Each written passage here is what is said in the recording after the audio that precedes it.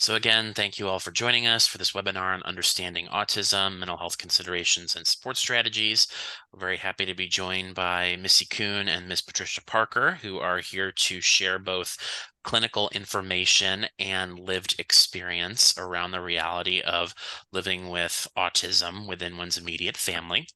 Hopefully you are joining us because this topic is relevant to you in some way, and we definitely want to allow time for questions. There will be a few points throughout the presentation where we have Q&A, and we'll also allow for time for Q&A before we wrap up. We did allow 90 minutes for this presentation, so we're scheduled to end at or before 1:30 p.m. Eastern Time. Like I said, this is being recorded. It will be posted to the NAMI Greater Cleveland YouTube channel later this week, and we will also ensure that you receive the slides for this presentation in a follow-up email that I will send later today. And finally, we'll ask you to complete a short evaluation about this program when we wrap up towards the end.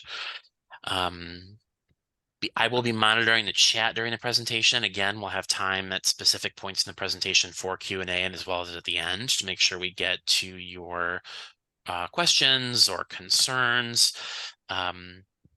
Many of you are likely already familiar with the work of NAMI. NAMI stands for the National Alliance on Mental Illness.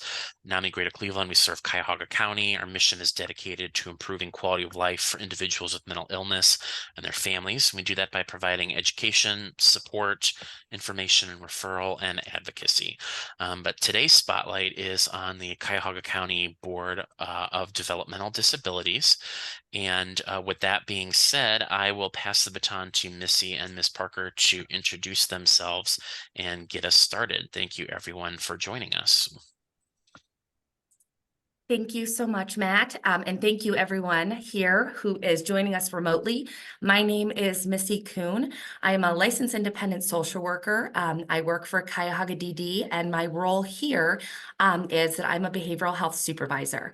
And I am incredibly grateful to be joined alongside me with Miss Patricia Parker, and I will let her introduce herself. Well, good morning, everyone. My name is Patricia Parker. I wear quite a few hats, but the most important hat is that I'm a parent. I'm a parent of an adult with autism. My son has significant challenges, behavior challenges. He has self-interest behaviors, and he has a number of behaviors that I have to manage on a constant basis. I'm also an advocate. I didn't actually choose that title, but after supporting so many families, that title certainly became a part of who I am. And I'm also the founder of Resource Education and Community Health Services. It's a nonprofit, and what I do is provide information, education, and support to other individuals with disabilities and their families. Thank you, Ms. Parker. So our agenda for today, obviously, the focus is going to be on autism spectrum disorder. We are also going, I just saw someone raise their hand, so I don't know if there's anything in the chat, Matt, related to any. I think that was an accident because it was just lowered. Okay, perfect. I guess I should have made sure. Does everyone hear us? So again, focusing on autism spectrum disorder, and then discussing some additional supports, some strategies, some advocacy for people that are have a loved one or someone they care about with autism. And then also probably something that I think is going to be the most enjoyable, rather than listening to me go on and talk, is going to be hearing from Ms. Parker about some of these lessons that she has learned through lived experience. So autism spectrum disorder, what is it? Many of you might be familiar with some of the kind of old classification system that we had regarding autism. So if you've heard of diagnoses such as Asperger's or pervasive developmental disorder or PDD, not otherwise specified, NOS, we kind of had these siloed diagnostic criteria and different labels for different aspects of autism. That clinical diagnostic criteria has changed. And so now it is much broadened, and we are looking at it as a spectrum. So You may still hear those old terms. However, those are no longer used. No one would get the diagnosis, for example, today of Asperger's. It would be somewhere on the autism spectrum. So as we see here with this visual, we know that ASD is on the rise. So this goes back to 2004. And research had shown at that time that about 1 in 166 people were diagnosed with autism. We're looking at the most recent numbers that have come out, reflected in 2023, so just last year. The Centers for Disease Control is estimating that 1 in 36 children are going to be diagnosed with ASD in the United States, which means there is a high likelihood for all of us right now that we are familiar or know someone or care about someone or one of our loved ones has this diagnosis. So it's a spectrum. So what does that mean? It means that it is going to present and look very differently person to person. So we have this quote down here from Dr. Stephen Shore, who is a college professor, also an author, who is diagnosed with ASD. If you've met one person with autism, one person with autism, sorry, I was echoing a bit. And I think the sentiment to that is that just because you've met one person with autism, the next person that you meet that also has that diagnosis could look incredibly different. So there is no kind of cookie cutter presentation for individuals on the spectrum. Symptomology is going to vary from mild to severe. There's going to be a wide range of strengths. There's also going to be a wide range of challenges for individuals, again, that may experience or have certain limitations in certain areas of development, but that's going to vary. We also want to focus, strength-based and building individuals up to their, maximum potential. There's a large movement that has been going on for many years, but has been increasing, I think, outwardly, where people are hearing more about it, related to neurodiversity, which is really celebrating the fact that we recognize that every human being's brain functions a little bit differently and processes information differently. And so there are diverse ways that we all think, behave, and interact with the world. So some individuals with autism, prefer to be called an autistic individual. I know we're very much used to person first language. So to reference individuals with, a person has a disability, but there are some individuals with ASD that very much identify as being on the spectrum as part of their identity. So although everyone's going to look different, in order to get the diagnosis, there has to be some level of diagnostic criteria, right? Some shared understanding of what the core symptoms are going to look like. And so when we're talking about autism, there are really two main areas that we are going to focus on that lend itself to that diagnosis. The first is having some symptoms in that social and communication piece. And we're going to go into a little bit more detail about that. And then secondly, having some symptoms related to repetitive behavior patterns and sensory processing. So within those two areas, we're going to see some issues or concerns, or maybe areas that we are struggling with in order to get that diagnosis ultimately of ASD. So that first piece, social and communication. As we know, the one thing I also wanted to say that you noticed was not in the clinical criteria is that having autism does not mean that you also have a co-occurring intellectual disability. There are some individuals with autism that do and that also have some cognitive deficits. There are also individuals who are diagnosed with autism that are average, above average, or superior intelligence. So that is not a requirement. So when we talk about social and communication, individuals on the spectrum can range from an individual being highly expressively verbal, may have great articulation, very high vocabulary, very clearly are able to express themselves very well. all the way to the other end of the spectrum, where an individual may have no outward expressive language. They may communicate using gestures, pointing, using visuals, using a communication device, but do not have kind of what we consider that verbal expressive language, and everything in between. So those are two kind of ends of that spectrum. Even individuals that are highly expressive and have very clear communication, we are still going to see some symptoms within that social aspect of communication.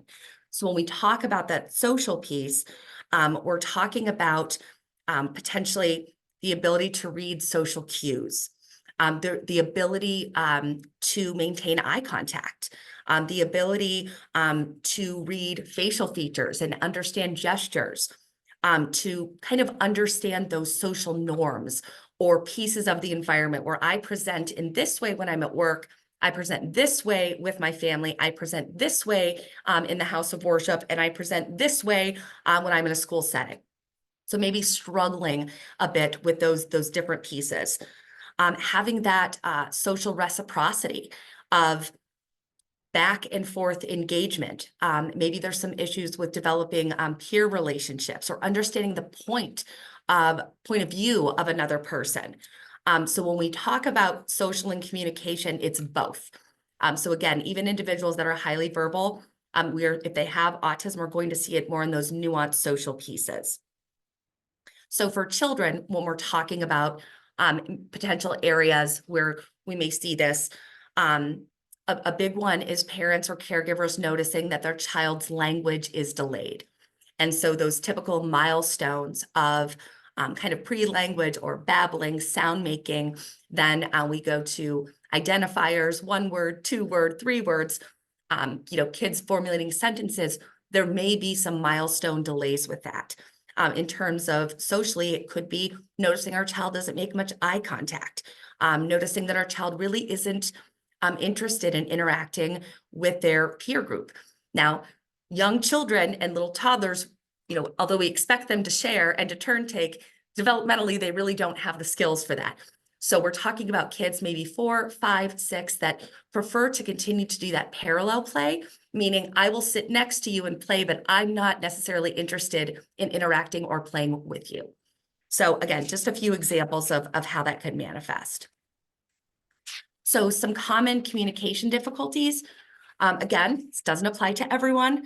Really want to focus on the fact that this has to be individualized, but potentially could be concrete thinking patterns. So maybe they are a little bit rigid in terms of their understanding of certain things and how things should be. Thinking might be a little bit more black and white, might misunderstand some of those, again, social nuances of understanding a joke, understanding sarcasm. We like to use lots of abstract phrases. So, oh, I'm just kidding. I was pulling your leg. Well, an individual potentially would literally think that you meant you are going to physically pull their leg, and not understanding that is more of a, something socially that we use.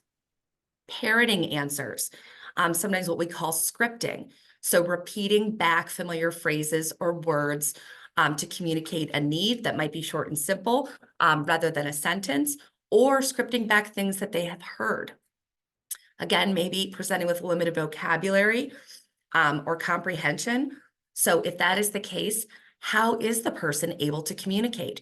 Not being able to communicate is incredibly frustrating, as we know. And so wanting to make sure that those that we care for, if there is limits in vocabulary, that we're giving them all the tools possible to communicate. And then also potential deficits with expressive and receptive language. So just because an individual may be highly verbal, have a lot of language skills, be able to communicate very clearly, high vocabulary, there could still be some limitations, or maybe their skills aren't as strong in receptive language. And what we mean by receptive language is we mean about what they take in and understand. So, and comprehend. So an example would be, I'm working with someone, I'm talking with them, we're going through things. Do you understand? Yes. Do you understand? Yes. Do you understand? Yes. Okay. Now tell me what we just talked about. And many times I've been in this situation, and unfortunately the person doesn't, either what they understood doesn't match what I thought we had said, or they really can't articulate it at all. That to me suggests that maybe their receptive language is not as high as their expressive. And so we're going to want to check for that comprehension and maybe rephrase. So we need to have that conversation again then. So then moving to that second category of the clinical criteria is the repetitive behavior and sensory processing. So some examples of this is that need for predictability, routines, and sameness. Now, I think as human beings, we all like our world to be predictable. We all benefit from having routines and sameness. We are talking about this being more on an extreme level. So unplanned changes potentially can cause extreme distress. So I drive my child to school the same way every day, and today the road is closed. And so we have to pivot, and I am now taking another way, and we are now out of our routine, and maybe my child is so dysregulated now because it has thrown off our entire morning plan that he is trying to get out of the car, or he's trying to reach after me to turn the wheel, because this is not how we do this. And this is not how I normally get to school. So I am completely dysregulated. So again, more of those, doesn't have to be that extreme, but not kind of that traditional need for sameness that I think most of us prefer. Potentially highly restricted or fixated interests that could be involved, or could, an example would be some ritualized patterns, or I have to have the same food for breakfast. I have to have the same snack, maybe some kind of rigidness when it comes to how days and the schedules look like. Stereotyped or repetitive behavior, that could be with both objects or with their speech. So an example of objects are, I have to line all of my trucks up and they have to be in color-coded order. And if one gets out of place, I have to start this all over again. Or with speech. So something we call echolalia. So repeating back what was just said to you. So what is your name? And the person responds with, what is your name? What is your name? What is your name? And might get fixated on that. So again, not answering questions, but repeating that or scripting that back with their language. Could be some, what we refer to as some self-stimulation behavior. So that could be a lot of eye blinking. It could be hand flapping. Again, just some general examples that I'm throwing out. Could have unusual interests in sensory aspects of the environment. So certain smells, certain tastes. Many individuals that I work with also have some sensory processing issues. And so when we talk about sensory processing, we're talking about how our body takes in all of the input, the sensory input that we're receiving that's in our environment. So right now, all of us probably have a lot going on, right? So we're paying attention to the PowerPoints. We've got that in front, my voice, and I'm talking. But we're also either paying attention or tuning out other certain stimuli. So how our body feels in our chair or the couch or whatever we're sitting on. Lights in the room, people walking by or distractions, if we're hungry, if we're thirsty, if there's a lot of noise going on in the background. For most of us, we can tune in or tune out certain things. For some individuals with autism, all of that sensory stimuli is too much, and they potentially could have a very aversive reaction to certain sounds or lights or tastes or textures. Also, there could be hypo-responses. So when we talk about hypo-responses, we're looking at kind of underwhelming. So the versus overwhelming with hyper. So one of the easiest examples that I use is some individuals have a very high tolerance for pain. So that would be a hypo response, because most people, if they have a broken ankle, you would know that right away. You'd be getting medical attention because immediately you would be in pain and alerting someone to that. There are some individuals that I have worked with that have ambulated on something broken for more than a day. That would be an example of that is an extreme example, but an example of hypo. So someone having a very high tolerance for pain. And again, that inflexibility to change in routines, especially if they are unplanned. So with sensory challenges, as we know, if we are overstimulated in our environment, which could be caused by a variety of things, oftentimes that is going to lead to dysregulation. And when we are dysregulated, sometimes we are doing the only thing we know to escape or to get out of that environment. And so oftentimes when someone is so dysregulated, especially if they don't have the communication skills to say, this is too much, or I don't like this, or I need a break, which some of our individuals struggle with, oftentimes this can be communicated in maladaptive or unsafe ways. So we are seeing what we call escaping or AWOL or elopement, because this classroom is so overwhelming, or this store or this event is so overwhelming, and I'm so overstimulated that I am running because I need to get out of here. It could manifest in self-injurious behavior. I've tried to communicate that this is too much for me, and at the end of the day, what do we have to communicate? Our body. And so that could be head banging, that could be head hitting, that could be pinching, could be a variety of things. Another could be aggression, physical aggression, not necessarily towards self, but towards others. And oftentimes these are embedded in, again, not only overstimulation and dysregulation, but anxiety.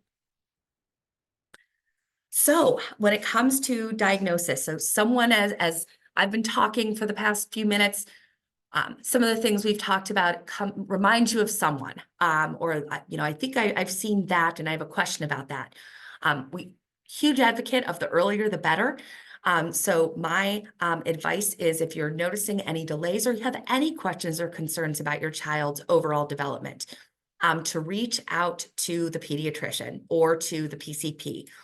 Sometimes, the doctor will make a referral for a developmental pediatrician or potentially a neurologist, but I always suggest that pediatrician is usually kind of that best starting space. We know, and research has supported the importance of early intervention. So that's why it's always the earlier that you can get linked, the better. Here in Cuyahoga, we have 2 great early intervention programs, birth through 3, which is Help Me Grow and Bright Beginnings. I do have contact information at the end of this PowerPoint. We do have a resource list that Ms. Parker and I put together. So there, excuse me, so there is information for both Help Me Grow and Bright Beginnings. And then another important kind of landmark time is, especially if a child is already connected with early intervention, is that transition to 3. And so because we know early intervention services are going to end, early intervention, typically when we're talking about Help Me Grow and Bright Beginnings, are going to end at a child's 3rd birthday. However, it's crucial that that child gets those transition services to see if they would meet criteria and qualify for special education through their school district. And so that for a preschooler with a disability. So if your child qualifies, they could be potentially getting continued school supports or full school beginning at the age of 3 in preschool. And so that process requires some formal testing. And then if they qualify, those services and supports will be outlined in an individualized education plan or a 504. So enough of me. And this is just a fantastic, beautiful picture of Miss Parker and her son. And so I am going to kind of pivot to Miss Parker about sharing with us, and here's just more adorable photos of kind of those lessons early on. So if you could share with us, Miss Parker, about your son as a baby and toddler, and kind of when you first noted, any concerns or had any questions about his development, and kind of what steps you took. I think my journey with me being a first-time mom, there was a lot of things I didn't understand about development. So I had a lot of questions and I had a lot of uneasiness about what I was doing right as a parent. But I remember reaching out to my pediatrician very early on about feeding concerns. Matthew had a lot of difficulty just being able to suck on the nipple on the bottle. And we would spend hours and hours to trying to feeding him. He would be frustrated. He would be crying. I would get frustrated. I didn't know what to do. And so I would bring that concern to my pediatrician. And I never forget, he contributed to me being a first-time mom. And so, what that made me feel like I was doing something wrong, and there was nothing wrong with Matthew. And so, when we talk about some of the struggles that we experienced after the diagnosis, this was some of the things that I was experiencing before the diagnosis, questioning my role as being a good parent. And so, the feeding issues went on for quite a while, but eventually I was able to work through that. And then the second problem that I really noticed about, he wasn't sleeping. Matthew seemed to be able just to nap. He would nap during the day, he was napping at night. And the significant challenges is that he was awake, but actually he was screaming, he was crying, he was frustrated. And so the challenges with the feeding, the challenging with him not requiring a lot of sleep, and how a lot of parents were telling me that their children had transitioned to sleeping, overnight. That never happened. Matthew never slept overnight. His inability to sleep was something that I dealt with all the time. Him being awake, him being crying, him screaming, that was just became a regular routine. I was exhausted, and I could tell he was exhausted too. Thank you. Any thing that any barrier or positive when you were first initiating that kind of early intervention or those early school age services once you had that diagnosis? I think some of my barriers that I just really didn't understand the diagnosis. Back then, I heard Missy talk about how it was given to us, and it was given to me as a pervasive developmental disorder. It was given to me in a very technical way. And so I didn't understand all of the technical terms. All I heard is that it was one of the worst developmental disorders that any child could have. And so I kept saying to the doctor, so what are we going to do? That shows you I was like, how are we going to fix this? What is the medication that we're going to use to address this? And that lets you know my level of understanding. And eventually he said to me that there is no medication. This is something that he's going to deal with for the rest of his life. And all I could do was, he was probably about 2, and I was thinking the rest of his life, he's only 2 years old. I think the most difficult part of me was the prognosis. Now, that part I understood. And he went through a whole list of telling me everything that he would do and the challenges that he would have. And that was very, very overwhelming for me because he was only 2 years old. And you're talking about what he's going to be doing as he becomes an adult and the things he wasn't going to be able to do. So I think the difficult part of me was the prognosis, because that I did understand, and that emotionally I had shut down from hearing all this information, that I really did not have a really good grasp of his disability, which made it very difficult when it came out to me to navigate early intervention. People were talking to me, but I wasn't really responding because I had a lack of understanding. What was actually going on with my son, what type of supports he needed, what types of supports I needed.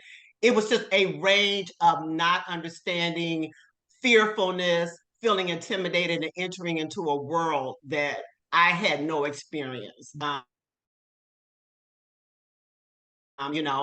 never ability. I actually had not grew up around people who were with disabilities. So I entered into an entire world that I had no experience in, no understanding, and no knowledge. Thank you. And I'm sure just because we had not worked together many years ago. So to hear you share that, where you came from and kind of where you are now, and what you know now and how you look at the diagnosis now and the supports is just, from my perspective, astonishing. So just And again, highlighting it is a journey. So the last question I just wanted to ask real quick is, you had shared that feeling just overwhelmed and not understanding the diagnosis and people were talking at you. If you were to think of kind of that top thing you would recommend for a family who is facing this diagnosis in terms of connecting and building their team, just that start of the building? I would say, the fact that I didn't understand the diagnosis, that meant I didn't understand Matthew. And I didn't understand, Melissa talked about that this is a spectrum. And so every individual is different. Even with that diagnosis, I had to understand my own son's challenges. And I also had to understand his strengths. And so once I started investing in just single focusing on who he was, what his strengths were, what his challenges were, then I was able to I could be more expressive and start advocating for him and start being more of a team, because I could start speaking on his behalf and start helping them to identify what was going on at home. I mean, a lot of things that we experience at home, no one else is there but me and your individual. So it took me to be able to share what his struggles were, what his strengths were at home. And then once I gave them the information, then I expected them to give me the information that helped me make informed decisions about what was best for him. Wonderful. Thank you so much. So I'm hearing a big component of understanding, and the more again, because everyone's going to look differently about the person that you're caring for, so that you can advocate and then share, and then expect that also from the rest of the team. And I think the thing about it was so intimidating. I mean, I went in there and everybody would introduce themselves many times, especially in the school district. They would introduce themselves by their credentials. I mean, even before I knew their names, many times I had to ask people like, "Who are you?" Because I would sit in very huge meetings and I didn't know these people. And so they would introduce themselves by their credentials, and sometimes it would be very overwhelming for me. And I just felt like I was just a mom. But one of the things I found out, that I had a credential in knowing Matthew. I had the mom credential. And once I actually understood I had the mom credential, I knew I needed a seat at the table, because I brought information about Matthew that no one else could. Everyone else was a revolving door, but I learned that I was the only constant that has remained in Matthew's life for 33 years. Beautifully stated. Thank you. And we are going to come back to Ms. Parker. We're going to jump a little bit into some more things about some supports, and then we're going to have a couple more breakouts with her. So diagnosis. So you've gone through kind of those first initial getting connected, getting referrals, talking to doctors. Now what? And as we heard Ms. Parker say, it can be overwhelming initially. If you have a child who is 2, 3, 4, and your pediatrician or your doctor or someone on your team is already talking with you about the struggles that might be when they're 30, I mean, that could be incredibly overwhelming. It could be incredibly overwhelming for any parent, even if your child does not have autism spectrum. So supports are going to look differently across that lifespan, just like they do for all of us. So as we grow, there's going to be new milestones. And as we know, with new milestones, there's going to be a new set of challenges. And again, that applies to all of us. So when we're talking about seeking out supports for someone on the spectrum, I kind of categorized into what I consider as some of those kind of big milestone areas. So the first is, again, getting connected with early intervention, so that birth to 3. Then school. So again, if your child qualifies, getting those school services at potentially as early as 3. If not, if a child is not eligible, or a caregiver decides, we don't want them evaluated at this point, but maybe we're noticing in kindergarten, or maybe we're noticing in 3rd or 4th grade. Now we're just seeing a few more struggles that's impacting them academically or socially. And it's never too late to loop back with that district and say, I would now like testing done, or I would like testing done again. Because as we know, my child today is different than my child 2 years ago. And so even though they may not have qualified last year or 2 years ago, they could now. And then we have that another big transition time is graduation. And kind of as for all of our loved ones, you know, high school graduation, what is going to be next?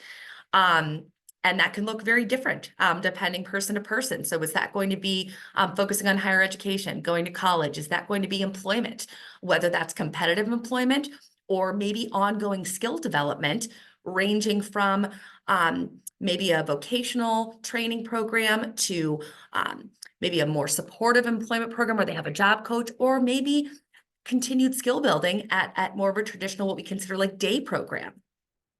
And then the time that comes for all of us at some point is going to be moving out, and whether that's, you know, that natural time of my child graduated and is going to college, or my child is now 20 or 25 and the natural progression out, or my adult child is now 50 and I can no longer physically, you know, care for my child, or, you know, my circumstances are changed. And so what is that going to look like?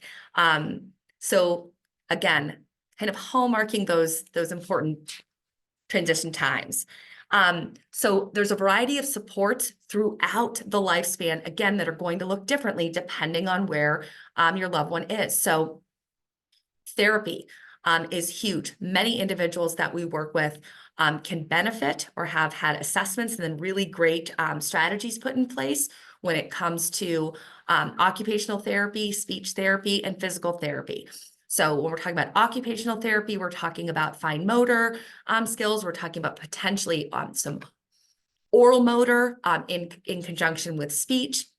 It can also be in a huge piece for occupational therapy is that sensory component, doing a sensory assessment to see if our child has any sensory processing issues, or if there's other tips, tricks, and strategies that are going to be successful in helping them regulate themselves. There's also applied behavioral analysis, or ABA. That is something that is typically offered in the school districts. So when it comes to therapy, sometimes we will see these therapy supports embedded in a child's IEP. Sometimes families believe that although it's embedded in the IEP, they really want to continue that growth. And so they will get also outpatient speech, OT, or PT. That's going to depend on, you know, insurance and coverage, but there are many agencies throughout Cuyahoga that provide, you know, that on an outpatient basis. When it comes to school, again, the importance of getting that evaluation. I always encourage family to put that in writing because once a request for an evaluation, it's called a multi-factored evaluation, or MFE, once the school district receives that in writing, the clock starts ticking. There is a time frame for when schools need to respond to that request and when testing needs to be done. Now, there are some reasons why a school could say no, but they have to respond in a certain amount of time. And I do believe that even if the school says no, there is due process that applies and something that can be appealed. So if a child qualifies for special education, that's either going to be in an IEP or some more additional accommodations in a 504 plan. What's outlined in those, it's really important for parents, I think, to arm yourself with the information and language and knowing what is what. So whether that's they need therapy, and is it in their IEP? What is the class size? Do we know that our child really needs to be in a smaller class setting because being in the typical large setting is too much? Are there aides in place? An extended school year. I feel like this gets lost a lot because it is a little tiny checkbox, typically on the very last, if not last page of the IEP, that I have asked parents if their child qualifies and they have never even heard of extended school year. I then look at the IEP and I see it was checked no, and the parent, it was something that was never discussed. It was never discussed at the IEP meeting. It was just a nope.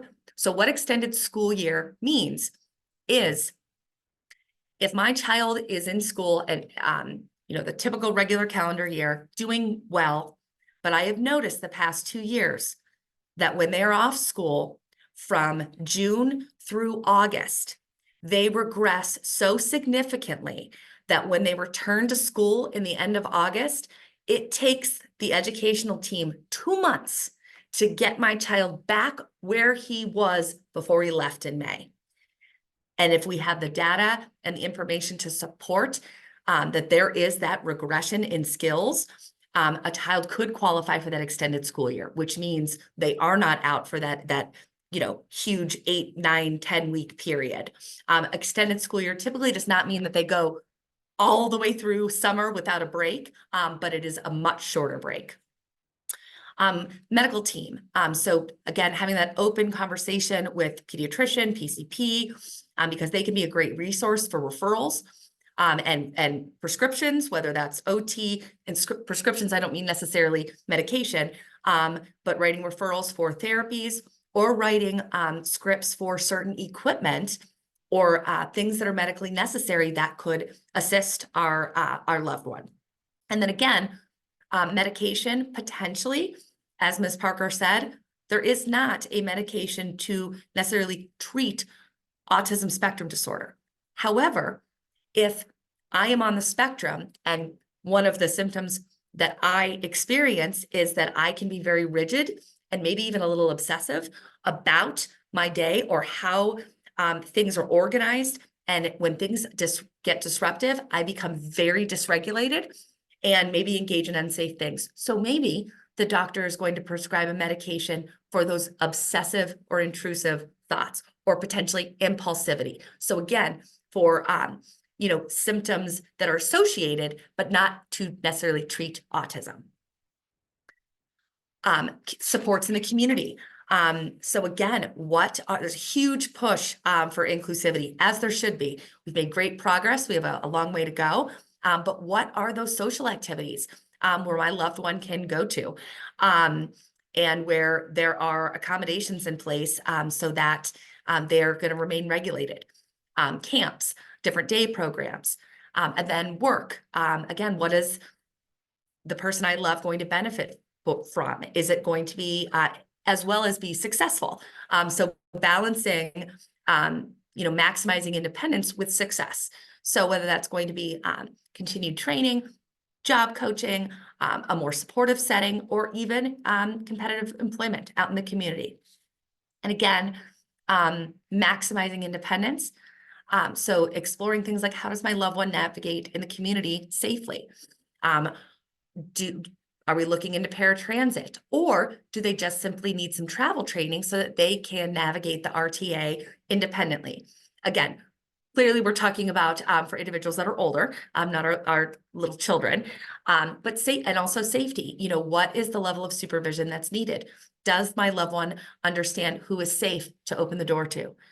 Do they know what to do in the event of a fire, in the event of an emergency? Because our supervision and supports is going to look different depending on that. So I love these pictures, more pictures of Matthew. So navigating and advocating challenges and stress. So Ms. Parker, I know I just went over it. It was kind of even overwhelming I feel like I talked very fast about all those things, but lots of things that you have to navigate, lots of areas that you are having to consider. And so can you describe some of those challenges you experienced and how you managed that stress for yourself? When it comes to navigating, especially IEP meetings, right now, Matthew's an adult, so we do individual service plans, but the IEP meetings were always stressful for me. Being able to sit at the table and they just bombarding me with all this information that I had to process in this hour-long meeting or whatever. And then, you're giving documents that you need to sign. So I developed this plan where I wanted the IEP in advance. I wanted to be able to read over it. I wanted it to be able to take it to trusted people that I felt, whether they were parents, other professionals, to take a look at it, help me come up with questions, help me come up with solutions, help me come up with ideas. or if there were any assessments or anything that I had to do, I would ask for all those things in advance. So to help me navigate is that when I had all the information in advance, I was more prepared to go into these meetings. I would get sometimes a draft of an IEP, and I would actually rewrite it or change it and then take it to the meeting with my ideas or my suggestions. And I kind of learned is that when I didn't agree with something, I came with my own solution. Now, they didn't always agree with my solution because sometimes it cost the district way more money. So that was not, always I was not always really accepting my solution, but I just wanted to be more prepared for the meetings. And if they brought information, I would ask question. I didn't care how intimidated I felt. I'd ask question after question after question because I had found out that I cannot make an informed decision about anything for my child unless I have enough information. And sometimes that was not always, that could kind of rattle a meeting because they had it set for an hour and I might be taking a little bit longer. And if it took a little bit longer, then I would say, okay, fine, we have to have another meeting, but I'm not signing anything right now because I haven't got my questions answered and I don't feel like I can make any informed decisions. So I had to try to take these meetings and structure them in a way that worked for me. Unfortunately, it may not work for all the professionals, but I had to structure these meetings in the way that it worked for me, get information ahead of time before the meeting, ask questions, and just really make it in a way that I felt like I was advocating for my son in the best possible manner. Thank you. Something that you said when we were kind of preparing and developing this webinar, and I wrote it down, you had said to me, Matthew is not broken, and I want him to reach his potential. And I just think it's just such a beautiful phrase. Can you just share a little bit more about what you meant by that? Yes. I mean, when I first started this journey, of course, Matthew, I thought, was always measured by typical children. And so I always, felt that I had to somehow get him up to that standard or for him to meet all of these milestones. Well, over the years now, I've been on this journey for a while, and I actually know that Matthew is Matthew. He's not broken. He doesn't need to be fixed. He's just the way God made him.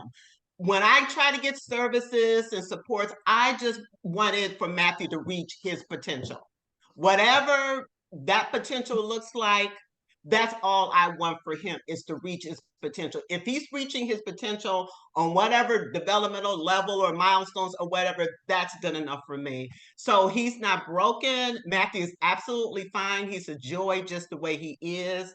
And so that's what I'm referring to. He doesn't need to be fixed. He needs to be supported to be the best person, individual that he can be. Thank you.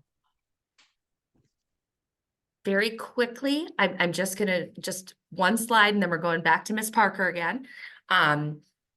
Just to provide some information about services here at Cuyahoga DD. So eligibility determination can be done at any age. One of the first steps that are needed, though, is documentation to support the developmental disability and diagnosis prior to the age of 22. But if, for instance, someone was never linked or maybe relocated and now they are 30, but have a diagnosis, maybe they're coming from out of county or out of state, it's never too late. The door doesn't close at 22. We just need what we call preponderance, or that evidence, documentation of what the developmental disability was. Once we secure that, then we can do step 2, which is administering our assessment tool. And so once someone is eligible for services with Cuyahoga DD, we do lots of assessments. We provide service coordination, consultation, as well as referral and linkage, just to name a few. Again, we provide services across the lifespan. So they're going to look different, with, let's say, a 2-year-old becoming eligible versus someone who is 14. There are natural redeterminations of eligibility also. I think another one needs to be done at 6 and then at 16. So important things to keep in mind, but oftentimes if someone is open and active, we're already reaching out and requesting that occur. So when someone's eligible, a team, it can be a very large team, it can be a very small team. The team can ebb and flow. Maybe we're receiving a lot of services at this point, but you know what? We don't really need those anymore. And so we're gonna kind of close out, but we're gonna get back involved at another time.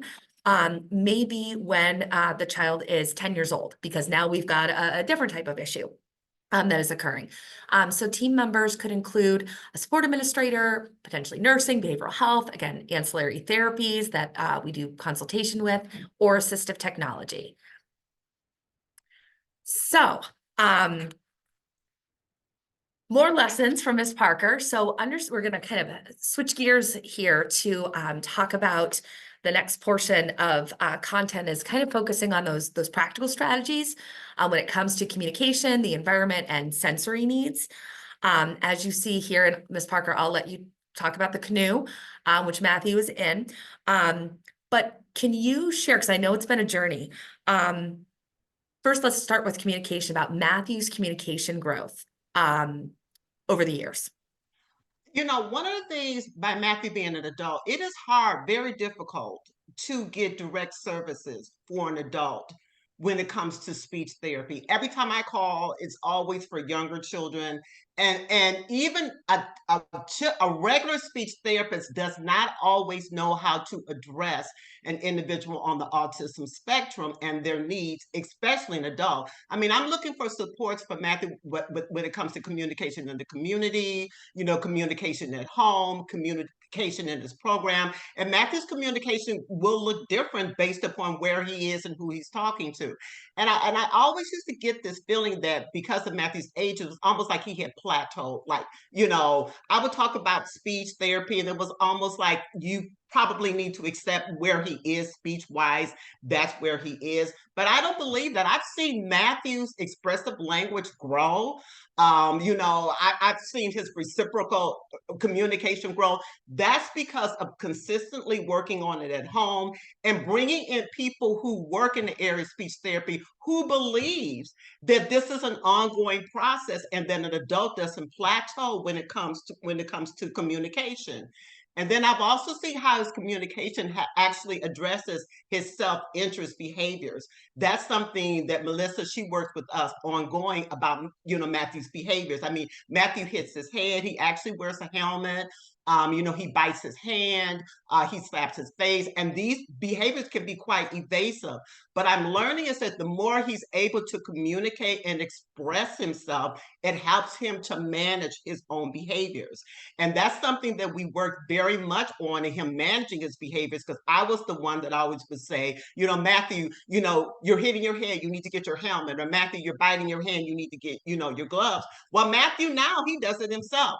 When he feels like he wants to hit his head, Matthew manages his own behavior by getting his own helmet. Or if he wants to bite his hands, he'll ask for gloves or he'll get his own gloves. And that's something that I always wanted him to do to manage these self-interest behaviors, because I mean, they don't go away. The numbers go down, and that's always the goal, to keep the numbers down. But these are behaviors that pretty much he'll be managing for the rest of his life. And so if you see here, he's sitting in this canoe here. It's called the cozy canoe. And these are things that with his occupational therapist, with the county board, I'm always looking for things that we can utilize at home to address his sensory issues. Matthew's on medication, but I don't believe the medication is the begin all end all. I mean, you know, we're definitely utilizing different equipment. We're definitely utilizing different sensory items, and we're definitely utilizing communication to deal with his self-interest behaviors, and it actually worked. I mean, Matthew loves this cozy canoe. We've actually had several of them because they do get holes in them. when Matthew is in there for an extended period of time, and I'm taking a pump and try to blow it up, and then eventually it's like the canoe is toast and we have to get a new canoe. But but we do utilize a lot of sensory items to help him manage his behaviors. So these are a lot of the practical strategies. Matthew does have a communication device. He actually is using touch chat right now. He doesn't like to push the pictures. He likes to type his communication through the keyboard. But we've used Proloquo to go. We've actually used touch chat. He actually has a mini iPad where he actually has he can actually wear it around his neck. And actually we his communication device and a lot of these sensory items are what we utilize at home. And and for many families, we need these supports in home as well as we need them in the community, or whether they're in school or whether in the adult day program. So I try to encourage my families to make sure you're looking at all components. You're looking at what you need at home, what you need in the community, and what you need in school or in your adult day program. And Ms. Parker, thank you for that. Can you also add anything that kind of those top things when you consider what you've learned about Matthew and what he needs in his environment, which are optimal to be regulated, and to not be overstimulated? I think the thing, when we talk about, stimulation, I think that sometimes when Matthew does get to a point, he needs like a quiet space. I mean, I don't bombard him with a lot of questions. I let him deregulate himself. Whenever he gets to a point where he's biting his hands, I don't intervene a lot of times other than to offer him his gloves. But sometimes I need to take a step back and just let him try to work to calm himself down in the way that he wants to do it, whether he wants to walk away, whether he wants to go in his room. When he needs that space, I give him that space. And then I will a lot of times say, Matthew, can you use your words? And many times he will try to use his words. And I try to encourage him to tell me, what's wrong. And then if he can't, I just give him that space. And then when he does feel comfortable, he'll come back when he feels like it. So I think that's probably when he's at the height of having a behavior, when he's at the height, I can see that he's just sensory wise, he's just really, really having a difficult time. I just give him that space.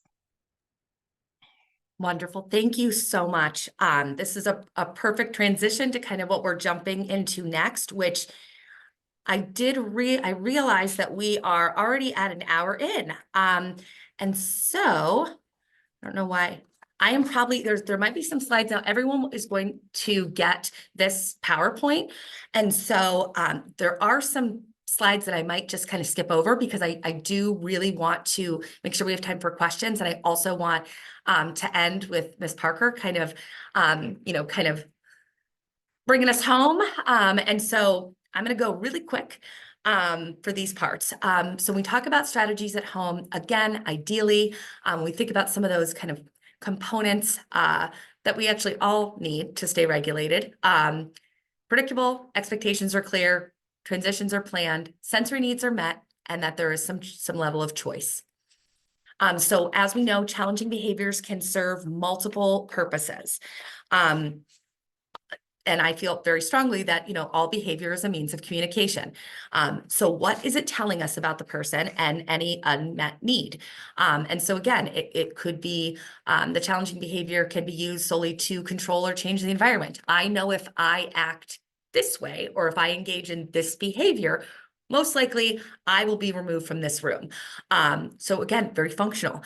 Again, has a communicative intent. Could be a means to get people's attention, positive or negative. And again, always is meeting some type of need. So modes of communication. There are a variety. Obviously, when we think of communication, we think about language. We think about our verbal language, our expressive language, which language is far more than that. So we need to get creative, especially for when we're supporting someone that may have limitations on that vocal language. So how else can they communicate? written, use of visuals, using communication devices, sign language, gestures, bringing or pointing, so that ability to at least give context. Someone grabs your hand and takes you to where they're asking for help. Facial expressions, running towards, running away. Again, we want to value always the intent of whatever means someone is using to try and communicate. I'm going to skip this. Ideas to obtain visual supports. You can reference back. Again, behavior is communication. So again, diving a little bit deeper. We love labels in this field. We love to put labels on most things. And so I think it's important so we have a shared understanding of what the behaviors we're talking about. But I also think we need to dive a little bit deeper because I think then we're missing the piece of what is it communicating. So example, we love to use attention seeking. We love that phrase. And so, but that really doesn't tell us much. So diving a little bit deeper, what is the person trying to communicate? Is it, I'm trying to get my needs met, and this is how I'm doing it, or this is the way I feel in control over the situation, or I just want your attention, whether it's positive or negative.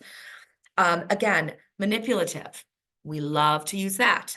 Refusing tasks, escaping or avoiding, non-compliance. Again, all labels that we love to use, especially kind of in the school system. So I encourage everyone when you're going through an IEP or you're going through a plan and you're seeing those phrases, having the, I encourage you to pause at that and say, well, tell me more about what this means, because it's really not helping the team support the individual if we're just labeling everything as attention seeking.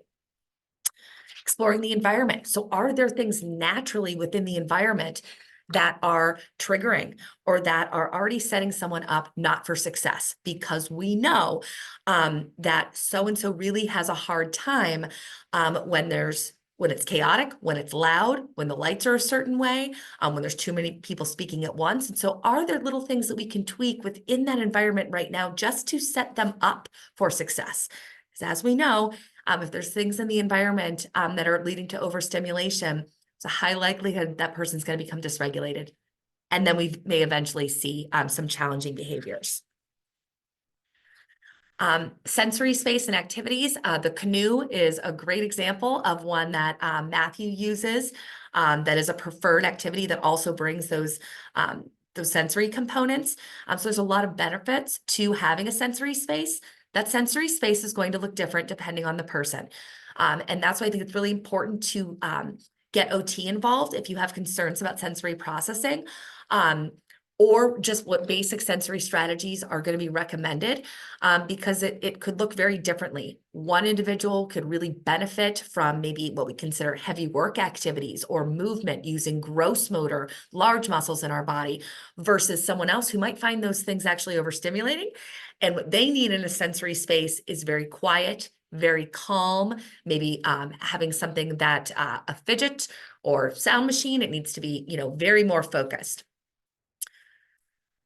So de-escalation strategies, again, number one, we always want to limit the sensory stimulation if possible. And so that could be as simple as, let's just turn this TV off. Let's dim the lights. Let's get the other siblings out, or, it doesn't need to be mom, dad, grandma, and uncle that are all talking to my son, redirecting him at the same time. Maybe it's just one adult and determining who is that adult that is going to kind of help in the moment to regulate. What's the volume of our voice? Are we touching? Some people find touch that helps to calm and soothe, need that kind of deep pressure. For some individuals, touch could be very aversive, and a simple hand on the shoulder could lead someone to becoming aggressive. I'm remembering that transitions, we want them to be as planful as possible, as predictable as possible, and that we are prepared. We know that can't always happen, but for the known transition times, being thoughtful about that. So if you do have a calm down area or considering putting one, the most important thing I think on this slide is that we are doing it. We are not offering calm down or encouraging calm down when someone is at a 10. We are doing that when someone is at a 2 or 3, when we're first seeing those early signs, because I can speak for myself. By the time I'm at a 10, if you tell me to calm down, that is going to be the last thing that I'm going to do. So we want to be aware of and notice those early signs so that we are encouraging, redirecting, and or eventually, like Matthew, he's doing it himself. He's taking advantage of when I know I need this strategy. It doesn't necessarily need to be a calm down area, but whatever tools and tricks we're using to help calm, the goal would be that is being self-initiated. Choices. Choices are huge. Choices are important in all of our lives. If we think about how many choices most of us have made today, probably hundreds. What time we got up, what we ate, what we wore, how we got to work, who we talked to. For some people that we work with, and I don't think the intent is malicious, but as parents, we limit our choices sometimes because it makes things easier, and everything can't be a choice. And we get that, and I respect that everything cannot be a choice, but is lack of choice contributing to some challenging behaviors because they haven't been able to make a choice, and now it's 1 o'clock. So it's not about giving up control. It's about empowering and also promoting independence, because learning how to make a choice is really important, as we all know, because at some point we're all going to have to do that. So getting creative, again, everything can't be a choice, but providing as much opportunities to make those as possible. So it can be embedded in things we do every day. I'll just use showering. So do you want to shower before or after this? Do you want help from mom or dad or sister to shower? How long do you want to take a shower? Do you want to do 6 minutes? We can set the timer. Do you want to do 10 minutes today? Where do we do it? Do you want to take a shower upstairs or do you want to take a shower downstairs? Again, just general examples that I think could be applied to a variety of things that we just normally do every day. Okay. So we are coming to, well, this is the end because the next 2 slides are really just contact information and resources. So I want to, again, kind of end and thank Ms. Parker for her joining us and for her sharing her experiences. And so to kind of end with, if you could share some of maybe the 3 biggest lessons that you have learned. And I know that's a loaded, really big question across this journey with Matthew. And I tried to write them down because I tried to write down 3 things because it is a lot. But I wanted to say to parents, this is not a sprint, this is a marathon. This journey is not a sprint, it's a marathon. Breathe. Give yourself some grace. And then I want to say is that caregivers, you're no longer just parenting. I want you to understand that our individuals have extraordinary needs and they have extraordinary needs and we're providing extraordinary care. So you're no longer just parenting. For that reason, you might need some supports. One of my big initiatives is behavioral health care supports. I have post-traumatic stress disorder. I have anxiety disorder. That is all a part of my journey because I did not get the supports that I needed as a caregiver along the way. So I just want to say that you're no longer just parenting. You cannot compare yourself to what typical parents do because you're not on that same journey. And the third thing I wanted to encourage is that a community of parents, just like yourself. We get so much information, resources from parents who are on the journey just like us, and also from professionals. They can be a part of your community when they actually understand you and the needs of your individuals with disability. So those are the 3 things that I actually wanted to share. Thank you so much. And then lastly, what do you think are some of the most important resources that a caregiver or loved one should get connected to as they're embarking on this journey, or maybe they're halfway through and they've been critical resources that you use that maybe they haven't tapped into yet? Um, name the organizations you're referring to who I've tapped into, or is you, or Yep. just in general? I think just in general, the types of resources and supports that parents that you have found most beneficial along this journey. And that could be an agency, that could be people in your life, building your tribe, whatever. Yeah, I think again, the most important resource is connecting with other families. I mean, many a times we feel isolated on this journey. And and we're going through this journey on different stages. So, those who are just entering the journey, it's always good to talk to parents who's been on this journey a while longer than you have, who have been through the school district, the educational process, and then those who are exiting out of the IEPs, and your individual is aged out of 22 and you're getting into adult services. Always start making that next connection with families who are in adult services, who are on individual service plans, and just always having a pattern of reaching out to those who are further down the journey for you. So I would just say the best thing is just making that connection, with other families, and then building a connection with those with professionals who actually understand understand your individual disabilities, understand the vision, who understands not just a person-centered approach, but a family-centered approach. Because we can't separate what affects the caregiver is affecting the individual with disability. What affects the individual with the disability affects the caregiver. And so I'm always encouraging person-centered approach. We understand that needs to be, but we also need a family-centered approach in this too. Wonderful. Thank you so, so much. So the last two slides, if you'll let me move. Contact information for Cuyahoga DD, and then a list of resources. This is not exhaustive, but just kind of highlighting some of the key resources is something that Ms. Parker and I had put together. So that is there. And then thank you all. And now we will take questions, and this is our contact information. So I will stop sharing. Yeah, thank you, Missy. Thank you, Ms. Parker. That was excellent. I think many of the folks on the call with us would agree with that. We do now have time for questions. I did also drop the link for the survey for this presentation in the chat. If you could be so kind as to complete that for us and give us your honest feedback. I've just been reading through the comments while you've both been presenting in the chat. Just a lot of appreciation, Ms. Parker, for everything you shared.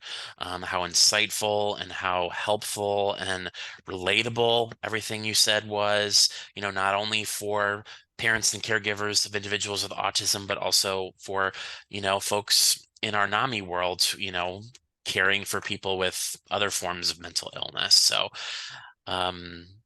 I appreciate that person-centered and family-centered. That is really great. I want to use that language myself as I continue to be a mental health advocate in my work at NAMI. So yeah, feel free to put any questions. We do have about 15 minutes left, or we can end early. Feel free to drop any questions. Actually, I think there was one. Let me see. We had a question somewhere earlier. How can we help our children? This was something you kind of alluded to, Ms. Parker.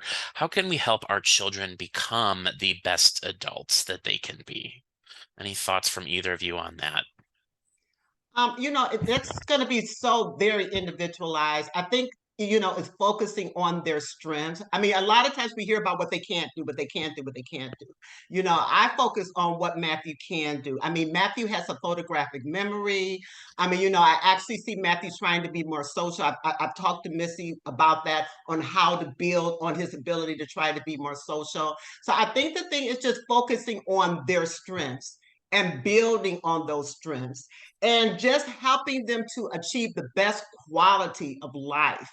And that will look at whatever that individual, is, or that family, or so forth. But I just think focusing on their strengths, and what they can do. And there's some strengths, you will see there are strengths in all of us, so. And I just wanted to piggyback on that and make a comment. in knowing Ms. Parker and Matthew, the growing and learning is never done.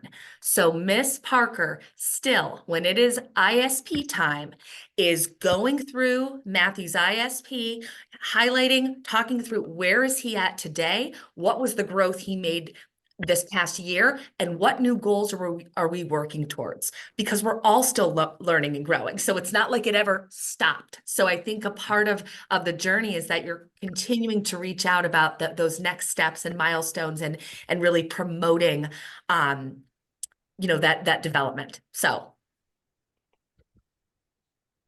Thank you both. It looks like someone in the comments shared an article on how we're kind of moving away from those earlier diagnostic categories that Missy referred to at the beginning of this webinar. So thank you, Laura, for sharing that in the comments. Again, if you could complete the evaluation for us, we appreciate it. I'll put the link in there in the chat again. Any final questions? I'll just kind of leave another minute or two for that. Let me see. Got a question in here. Okay. Are there any suggestions, in addition to the Cuyahoga DD, any organizations that really kind of orient themselves around that family-centered approach that Ms. Parker spoke about?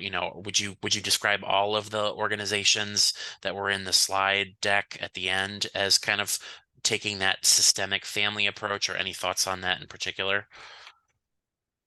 I would actually, Milestones has a help desk, and they really help families navigate. I think that's one of the biggest things. I mean, you can identify a service, but sometimes just navigating it can be extremely difficult. So Milestones, actually, they have a help desk that you can call, and you could get, information and help on just not just identify, but help you get the services that you need. I've utilized that service before myself. I was trying to find an adult day program for Matthew when at one time, and I actually knew someone who worked there, and I gave that help desk a call, and they actually helped me get him into a program that I was that he's in now, a great program. But they went the extra step. They just didn't give me a phone number to call. They made connections. They gave me a person to call. They helped walk me through. And I think that's the thing, when we can find an organization that's going to walk you through these services versus giving you a number and just say call, and you're still trying to navigate it on your own. Thank you. Yep, I also put in the chat the link to the help desk page on the Milestones website. A couple other questions. Were there any in the slides, were there any recommended like summer camps for children with disabilities? So that was not in the slides. However, we here at our agency put together a kind of comprehensive summer program. I don't know what it's called, booklet. I mean, with all of the hundreds, and they're organized by categories.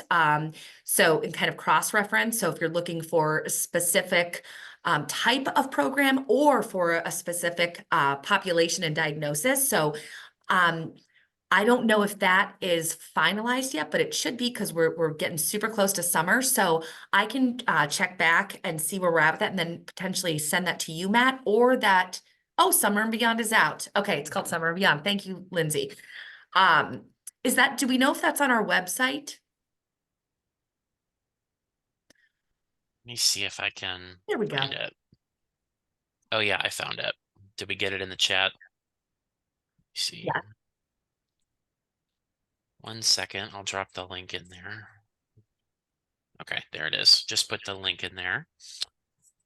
And then another question I had, are there any forms of therapy that are beneficial for individuals with autism besides ABA?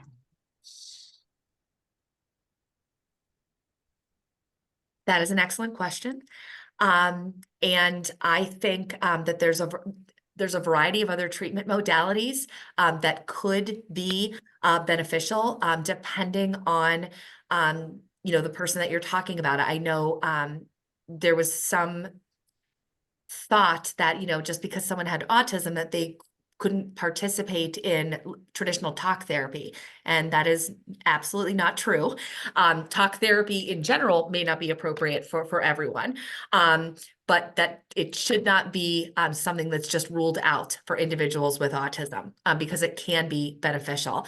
I think what's more important is to focus on what the therapeutic need is for, because that should, what is the concern they're seeing, because that is going to drive really the treatment modality, whether it's going to be, within kind of the mental health arena of therapy, or we're talking about OT, PT, speech, or we're talking about ABA, which some find value in that and others do not. So it's not just like any other therapy. It's not a one fits all for every single person that is diagnosed with autism. Thank Kind you. of a long-winded answer. Sorry, I don't know if I.